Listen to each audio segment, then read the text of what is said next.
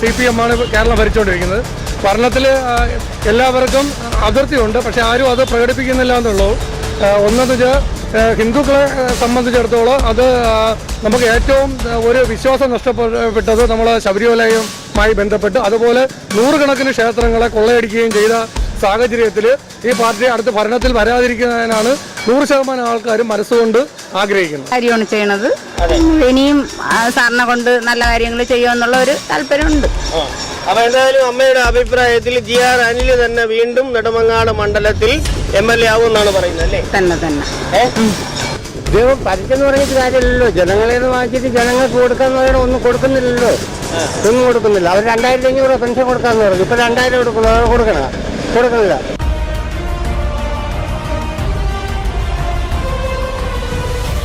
നമസ്കാരം. BMTV ന്യൂസിന്റെ ജനങ്ങളിലൂടെ എന്ന പ്രോഗ്രാമിലേക്ക് മാന്യ പ്രേക്ഷകർക്ക് സ്വാഗതം. ഇന്ന് ഞങ്ങൾ നിൽക്കുന്ന നെടുമങ്ങാട് നിയോജക മണ്ഡലത്തിലാണ്. മിന്നുന്ന തെരഞ്ഞെടുപ്പ് പ്രചരണങ്ങളാണ് ഇവിടെ നടന്നുകൊണ്ടിരിക്കുന്നത്, ഓരോ പാർട്ടിയുടെയും.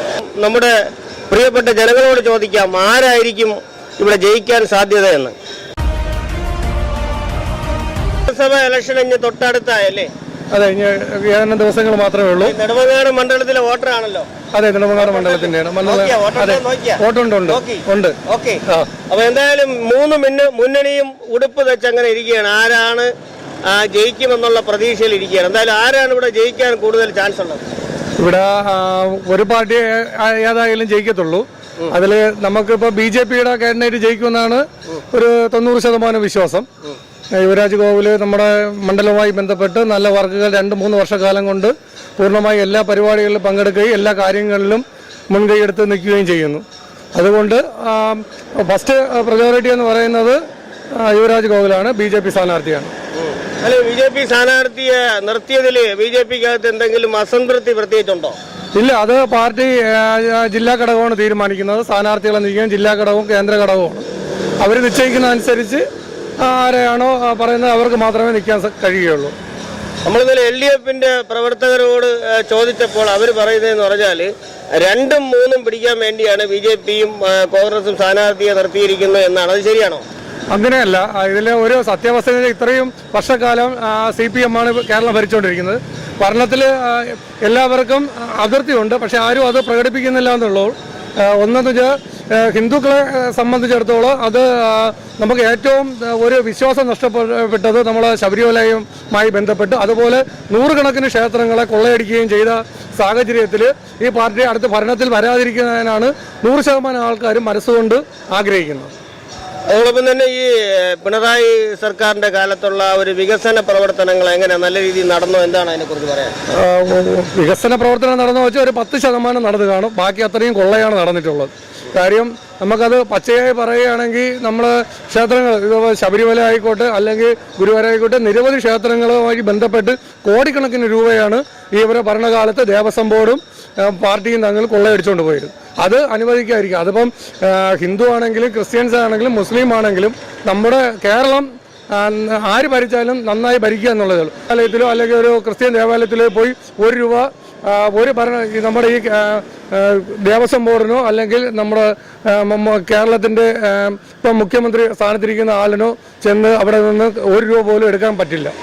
ഹിന്ദുക്കളെ ദേവാലയമാകുമ്പോൾ എല്ലാവർക്കും അത് തുല്യ അവകാശം പറഞ്ഞ് നിൽക്കുന്ന സാഹചര്യത്തിൽ ഈ ഭരണത്തിനോട് നമുക്ക് ഒട്ടും താല്പര്യമില്ല. മേഖലയിൽ പ്രവർത്തിക്കുന്ന ഒരാളാണ്. അപ്പോൾ ആ ഒരു മേഖലയിലെ ടാക്സും അതിനെക്കുറിച്ചുള്ള കാര്യങ്ങൾ, ടാക്സിനെ സംബന്ധിച്ച് മോട്ടോർ മേഖല എന്ന് ഏറ്റവും കൂടുതൽ അധപ്പതിച്ചിരിക്കുകയാണ്. കാര്യം ഒരു ആംബുലൻസിനെ സംബന്ധിച്ച് ഒരു 3 മാസം കൂടുന്തോറും ടാക്സ് അടയ്ക്കണം. ഈ ടാക്സ് അടയ്ക്കുന്നതോടുകൂടി ക്ഷേമനിധി അടയ്ക്കണം.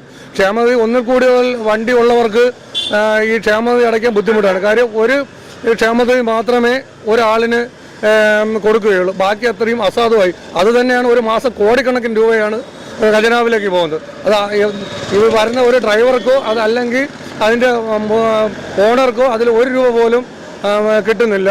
അതിന് ഇരട്ടി ടാക്സും കൂടി വരുന്നു, ക്ഷേമനിധി കൂടി വരുന്നു, ഇൻഷുറൻസ് കൂടി വരുന്നു. ഇത് റോഡിന്റെ അവസ്ഥയിൽ രീതിയിൽ പുളിയൊക്കെ കുത്തിയെടുക്കുന്ന ഒരു അമ്മയാണ് ഞങ്ങൾ ഇന്നിപ്പം ഈ ഒരു ഇലക്ഷൻ പ്രമാണിച്ച് കാണാൻ പോകുന്നത്.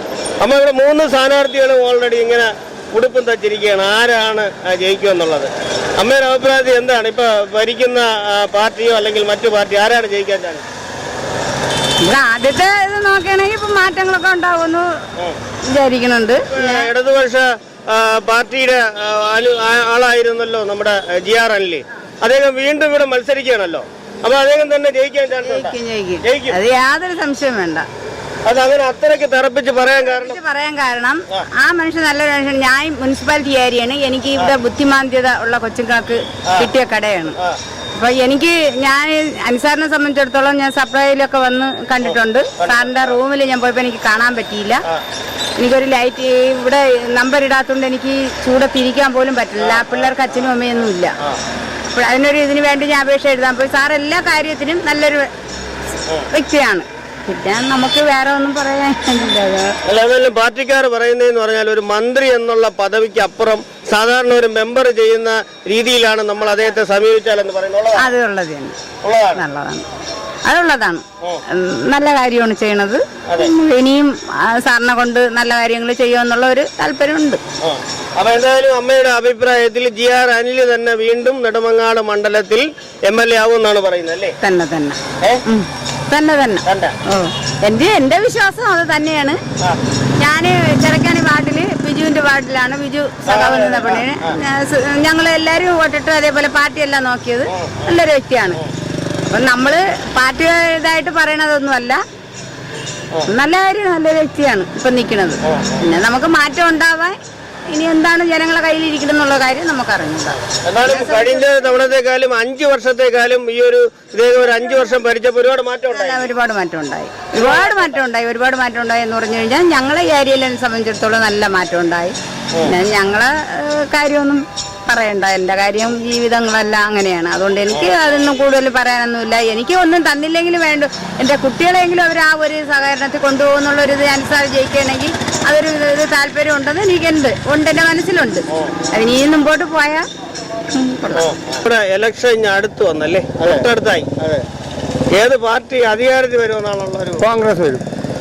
അങ്ങനെ കോൺഗ്രസ് വരുമെന്ന് തറപ്പിച്ച് പറയാൻ കാരണം ഇപ്പോഴത്തെ ഭരണ രീതി അതല്ലേ, അതുകൊണ്ടാണ് പറയണത്. ഭരണരീതി ഒരുപാട് വികസന പ്രവർത്തനങ്ങളൊക്കെ വന്നില്ലേ? ഇപ്പൊ നെടുമങ്ങാട് തന്നെ ഒരുപാട് വികസന പ്രവർത്തനങ്ങൾ വന്നല്ലോ. വികസനം എന്ന് പറയുന്നത് കാര്യമില്ല. പാവങ്ങൾക്ക് കൊടുക്കാതെ പാവം കൊടുക്കണ്ടേ? ഇപ്പൊ ഒരു മാറ്റം നിങ്ങളെ ചോദിച്ചാൽ പറയും, നിങ്ങളെ വീട്ടിൽ പോയി ചോദിക്കുക. അതിനാണ് നിങ്ങൾ ഈ പറഞ്ഞത് അല്ലല്ലേ? നിങ്ങൾ നമ്മളോട് അഭിപ്രായം ചെയ്യണം. അങ്ങനെ അത് മുഖ്യമന്ത്രി അപ്പോ തെറ്റിയൊരു ഭാഗം എന്നാണ് അദ്ദേഹം പറയുന്നത്. എന്തായാലും വീണ്ടും കോൺഗ്രസ് വരുമെന്നാണോ പറയുന്നത്? അതെ. അങ്ങനെ ഭരണം മാറി വരണം. ഇതിലല്ലേ ജീവിതത്തിൽ പണ്ടങ്ങനെയല്ലേ വന്നിട്ടിരുന്നത്. പണ്ടങ്ങനെയാണ്. ഒരു കാലത്ത് ഒരു പാർട്ടി ഭരിക്കും, വേറെ കാലത്ത് മറ്റേ പാർട്ടി ഭരിക്കും. അങ്ങനെയാണ് കാരണം വന്നുകൊണ്ടിരിക്കുന്നത്. എന്തായാലും നമ്മുടെ ഉമ്മൻചാണ്ടി ഭരിക്കുന്ന അതേ അതിനേക്കാളും നല്ലതാണോ പിണറായിയുടെ ഭരണം? അല്ല. ഉമ്മൻചാണ്ടിയുടെ കാലത്തോളം പറഞ്ഞാൽ അത് വേറെ, ഇത് വേറെ. അതങ്ങനെ പറയാൻ കാരണം എന്താണ്? ഇപ്പൊ ഇദ്ദേഹം ഭരിക്കല്ലേ?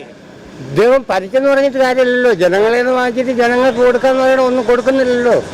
ഒന്നും കൊടുക്കുന്നില്ല. അവർ 2500 പെൻഷൻ കൊടുക്കാന്ന് പറഞ്ഞു. ഇപ്പൊ 2000 കൊടുക്കണില്ല.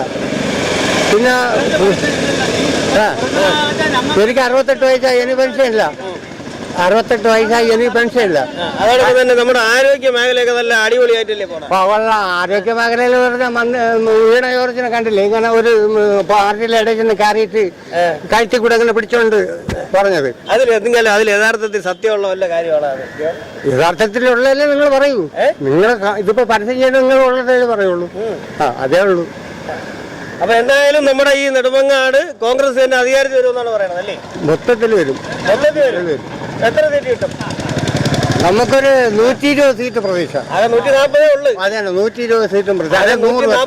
അല്ലെ 100 പേർക്ക് സാറേ. എന്നാലും അവർ ജയിക്കണം. ജനിച്ച് അധികാരത്തിൽ വരണം.